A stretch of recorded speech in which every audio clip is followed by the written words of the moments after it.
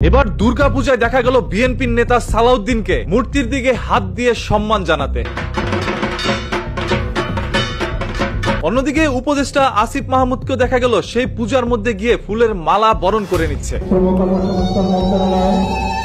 তাছাড়া ওইখানে জামায়াতের সদস্যরাও রয়েছিল। দুর্গা পূজা উপলক্ষে বিভিন্ন পূজা মণ্ডপ পরিদর্শন করছি আমার জামাতের বিভিন্ন স্তরের নেতৃবৃন্দ এবং কর্মীদের নিয়ে। রয়েছিল বিএনপির আরেক নেতা কর্মী। আমি এই পূজা মণ্ডপের নাটকও করেছি, আমি বিজয়ের আনন্দ উপভোগ করেছি। হিন্দু মুসলিম ভাই ভাই ধানের শীষে ভোট চাই। হিন্দু মুসলিম ভাই ভাই।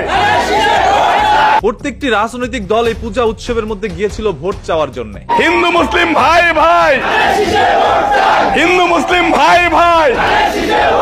এবং এই পূজাটা যেন সুষ্ঠু সুন্দরভাবে পালন করতে পারে এই জন্য গিয়েছিল সবাই সাহায্য করতে।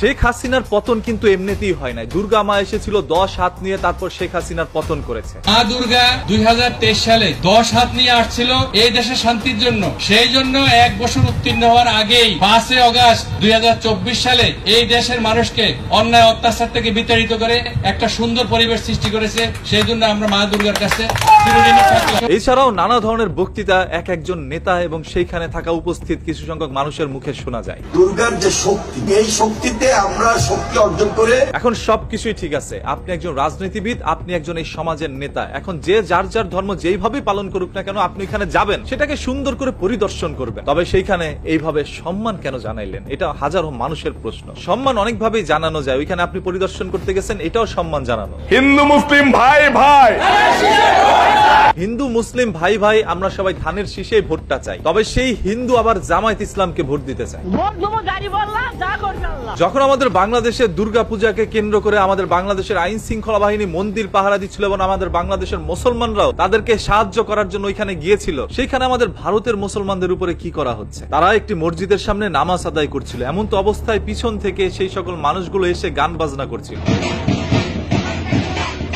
তাদের নামাজ ভঙ্গ করার জন্যই নানা ধরনের অপচেষ্টা চালায় তারা। এছাড়াও তারা আমাদেরকে নিয়ে বাজে ধরনের কথাও বলে। ইসলাম ধর্ম হচ্ছে একটা অশান্তি বাড়াবার, এই ধর্মকে পৃথিবী থেকে মুক্ত করতে হবে, নিশ্চিন্ত করতে হবে। তাদের মুখ থেকে এই সকল কথাগুলো শোনার পর আসলে আমরা অনেকটা বিভ্রান্তে পড়ে যাই। যেখানে বাংলাদেশের হিন্দুদেরকে আমরা সাহায্য করছি, আমরা তাদেরকে ভালোবেসে বলছি হিন্দু মুসলিম ভাই ভাই, আর সেখানে ভারতের মধ্যে আমাদের মুসলমানদেরকে কি করা হচ্ছে? এই প্রশ্নের উত্তর আমি হিন্দু ভাইদের কাছে চাই, আপনারা এটার উত্তরটা দিয়ে যাবেন। এছাড়াও ভারতের মধ্যে একজন মুসলমানকে জোরপূর্বক ভাবে জয় শ্রীরাম বলানো হচ্ছিল। জয় শ্রীরাম, জয় শ্রীরাম, জয় শ্রীরাম বল।